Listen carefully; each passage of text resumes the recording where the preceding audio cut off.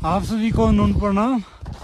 और मैं हूँ अभी यूरोप कॉन्टिनेंट की हाईएस्ट पीक माउंट एल्ब्रुस की शिखर पे, और मैं दुनिया का पहला लड़का बन गया हूँ यूरोप कॉन्टिनेंट की हाईएस्ट पीक पे 24 घंटे रुकने वाला।